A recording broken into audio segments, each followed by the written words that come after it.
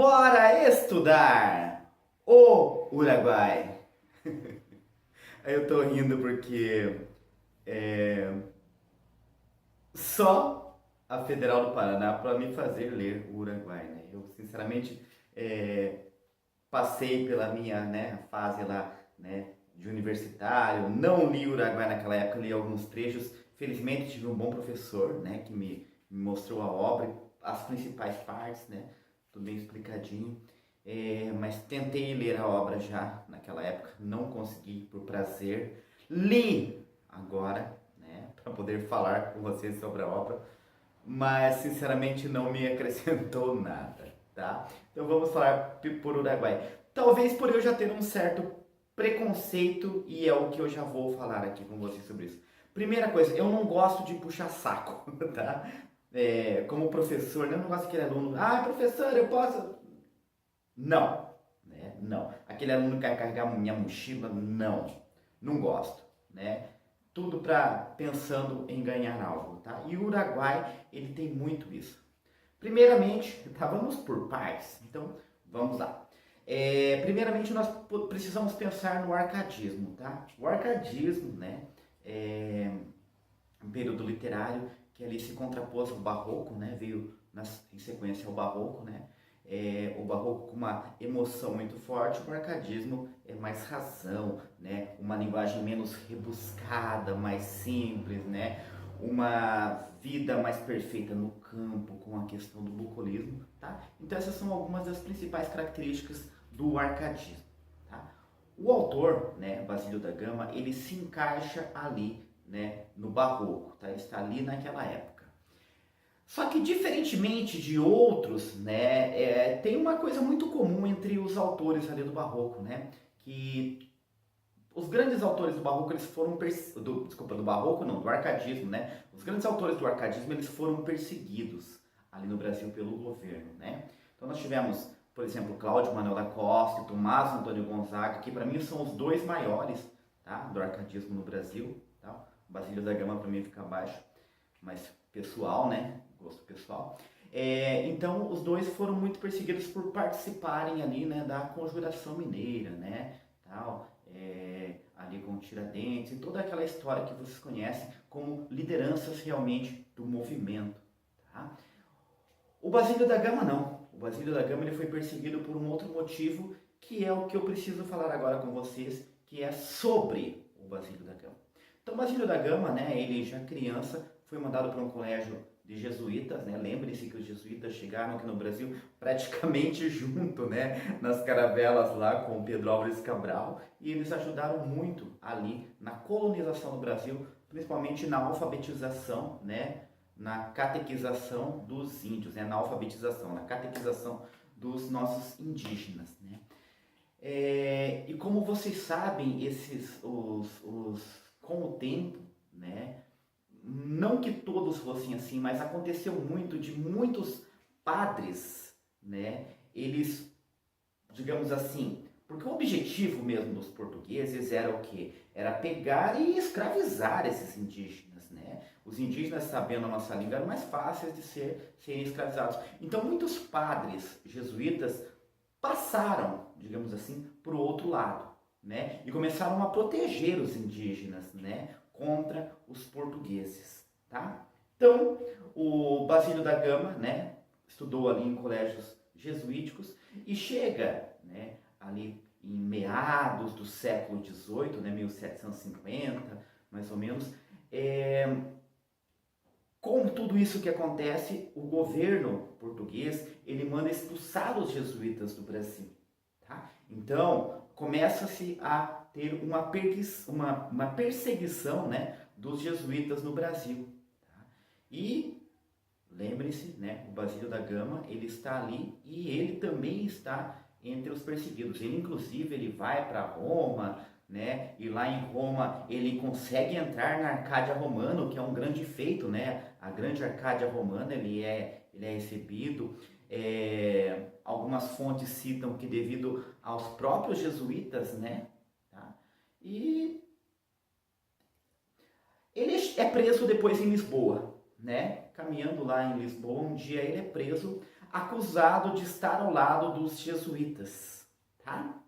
E ele é condenado, então, não, ele mesmo fala, né, que ele vai se exilar então em Angola, só que nesse período ele escreve um poema para o Marquês de Pombal. O Marquês de Pombal era o primeiro-ministro de Portugal, uma espécie de primeiro-ministro na época, e era ele que mandava né, tudo, né? O Brasil pertencia a Portugal, então ele mandava aqui também, tá? E ele foi o cara, o principal responsável por essa perseguição aos jesuítas, né? E aí a filha dele havia se casado, então o Basílio da Gama vai lá e escreve um poema lindo para a filha dele, né? Qual que eu falei do puxa-saquismo lá no início. E o traidor também, né? Tá? E logo na sequência ele escreve essa obra que nós vamos falar agora, que é o Uruguai. E aí o Marquês de Pombal, né, esse personagem terrível, né, da nossa história, ele começa a ter o Basílio da Gama como um dos protegidos. Então, para continuar ali bem, ele muda de lado, tá? Então, muito por isso também, tá? Eu não gosto dele. E eu também não vejo na literatura dele, né, algo que diga assim, que salte aos olhos. Por exemplo, né, quando eu vou ler Maria de Dirceu, né, Tomás Antônio Gonzaga, eu vejo muito mais lirismo, tá? Quando eu vou ler, por exemplo, os poemas do Cláudio Manuel da Costa, né, eu consigo perceber muito mais a poesia ali, né, muito mais presente. É um texto muito melhor, tá? Precisamos conhecer essas obras do passado, tá? Precisamos desses clássicos do passado, mas eu acho assim, Federal, você podia colocar aí umas obras, né, melhores nos próximos, tá? Por exemplo, tem universidades que cobram Gregório de Matos, que é muito mais antigo e é uma leitura muito mais prazerosa, é algo que é muito mais gostoso, é algo muito melhor. Ou até o próprio Padre Antônio Vieira, né? Tem vestibulares que cobram até o Padre José de Anchieta, tá? Que também tem uma lógica muito maior, tá? Embora não seja um grande escrito, né? É muito mais prazeroso ler Padre José de Anchieta do que ler o Uruguai, tá? Uruguai. Então vamos para o Uruguai, tá? Vai ser rápido, tá? Vai ser rápido até porque, né? Bom, vocês já sabem. Mas o básico, o principal, eu vou falar aqui, tá? Então, Uruguai. Por que Uruguai? Uruguai, realmente, tá? Então, muitas vezes nós temos duas formas de falar uma palavra, né? E com o tempo uma vence e ficou Uruguai. Mas na época falava-se também Uruguai, então só ficou na obra Uruguai. O que é o Uruguai? O Uruguai, né, é aquele conflito que houve ali no Rio Grande do Sul, tá? Entre os povos das 7 missões jesuíticas, né? Então teve toda aquela questão do Brasil Portugal, Brasil estava a questão, né? Mas Portugal e Espanha, lá com colônia de Sacramento, pertence ao Brasil, pertence à Espanha, tá? Não vamos entrar nesse, pertence ao Brasil não, pertence a Portugal, né? Não vamos entrar em detalhes aqui, mas um tempo pertence a um, pertence a outro, e esses povos das 7 missões teve um tratado de Madrid, né, mais ou menos em 1750, ali em meados, né, do século XVIII, tá? Então, é um conflito ali em que os jesuítas, eles passam a ficar ali, construir realmente fortes, né, igreja, e ficar ali com os índios, tá? Então, alguns historiadores veem como uma proteção, outros veem como algo não tão legal também, porque eles escravizavam, mas enfim, com os portugueses ia ser pior ainda, tá? O Basílio da Gama, então, o que ele faz? Ele escreve o seu poema épico, né? É uma epopeia, tá? O Uruguai, em que ele vai demonizar os jesuítas. Lembre-se que ele era jesuíta, ele vai demonizar os jesuítas, tá? E ele vai engrandecer os feitos, tá? Os feitos dos portugueses. E ele dedica essa obra ao irmão do Marquês de Pombal. Tá? Então, olha o puxa-saquismo, tá? E ele fala tão bem, né, que Portugal é tão bem conduzido, ou seja, é uma puxa-saquice. Isso aqui, o Uruguai, é uma baita de uma puxa-saquice, tá? Eu acho que o Tratado de Madrid é de 1756, se eu não me engano. É, mais ou menos aí. Bom, meados ali do século XVIII, tá? Então, É uma epopeia? É uma epopeia. Só que quando a gente pensa em epopeia, tá? Principalmente nós de língua portuguesa, o que nos vem à cabeça? Os Lusíadas, né? Os Lusíadas. E os Lusíadas, né, gente? Embora seja uma leitura difícil por causa da língua, né, da época, mas os Lusíadas, ele é uma obra assim que não dá para comparar com o Uruguai, né? Os Lusíadas é composto por 8.816 versos, tá? 10 cantos, 8.816 versos, todas as estrofes com 8 versos, todinho em versos decassílabos. E quando você olha para aquilo, você fala assim, putz, o Camões era o cara, né?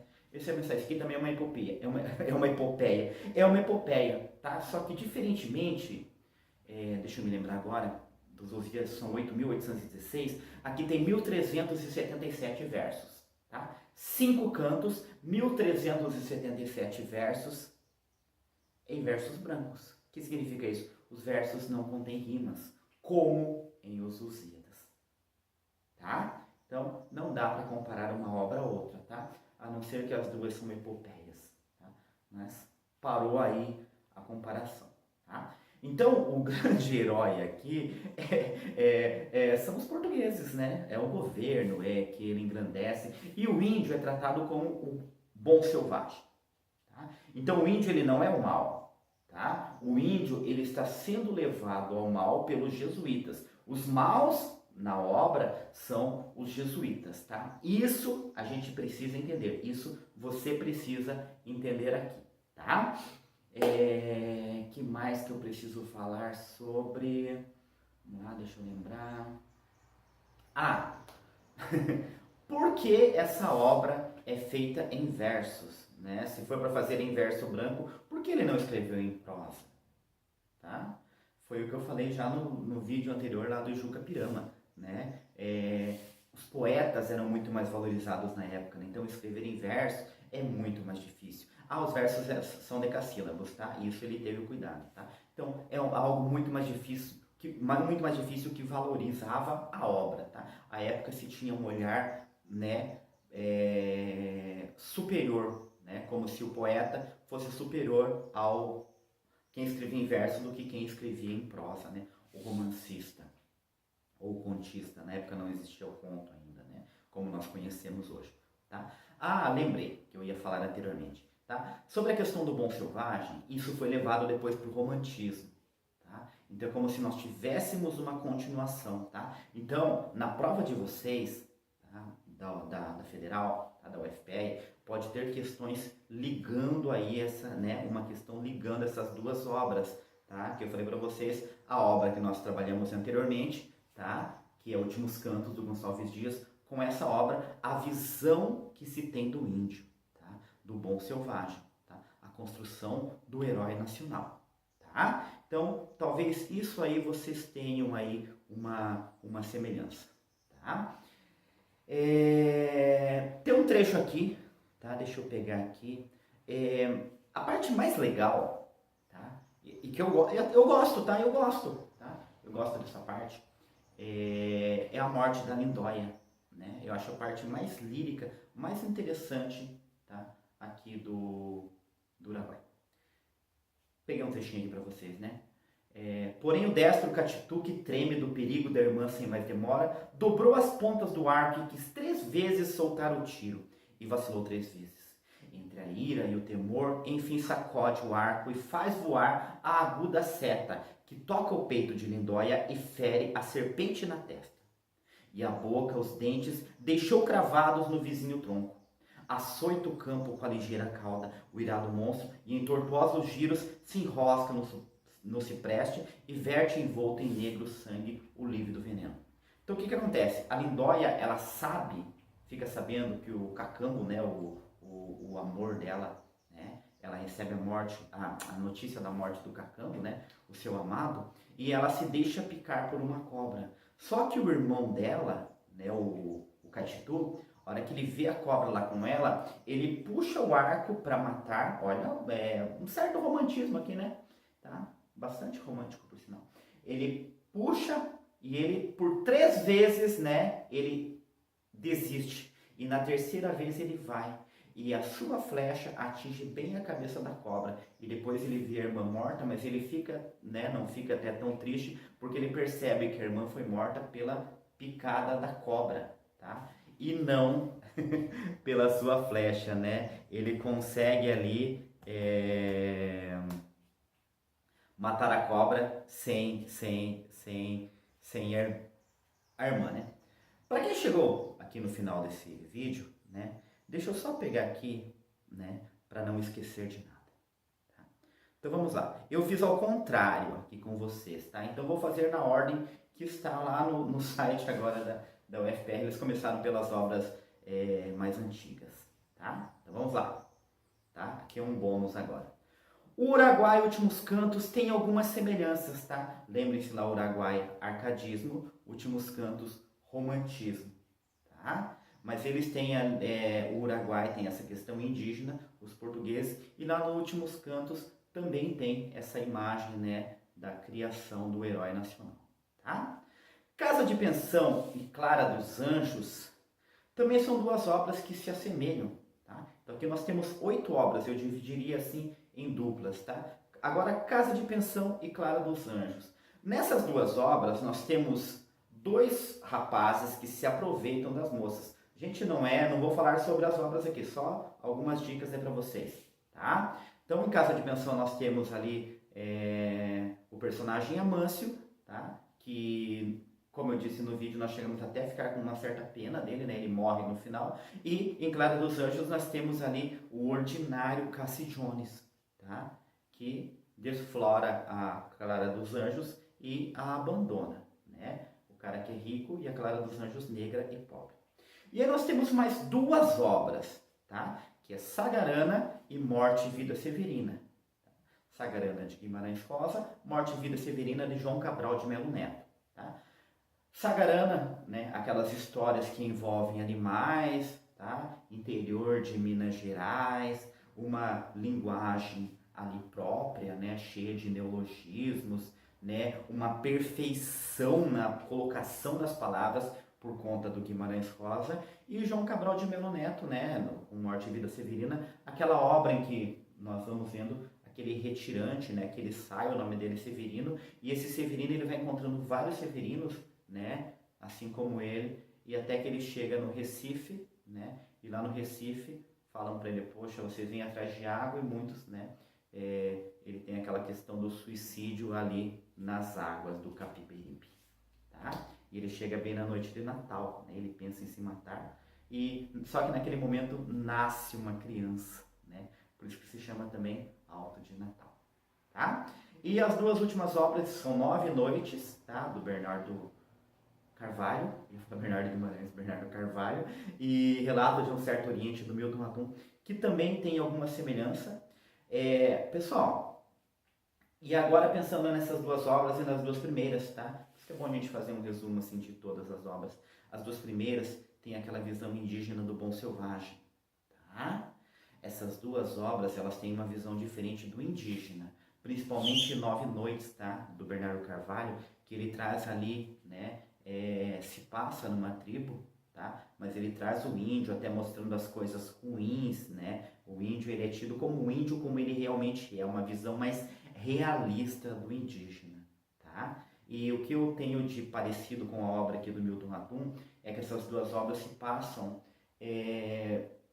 fora dos grandes centros do Brasil hoje, né? Ali no Relato de um Certo Oriente, ele mostra a miscigenação brasileira com pessoas que vieram, né, lá do Líbano, tá? E como que essas pessoas, elas vivem ali em Manaus, que é uma região da Amazônia, tá? Então, finalizamos aqui então, né, as obras do vestibular UFPR. Tem gente que assistiu aqui também devido a outros vestibulares, tá? Agradeço a todos vocês, tá? Espero ter feito um trabalho aí legal para vocês, tá? Não se inscreveu no canal ainda, aproveita a oportunidade, se inscreve aí, deixa seu comentário, gostou ou não gostou, tá? Tentei fazer o meu melhor. Por hoje é isso e simbora estudar!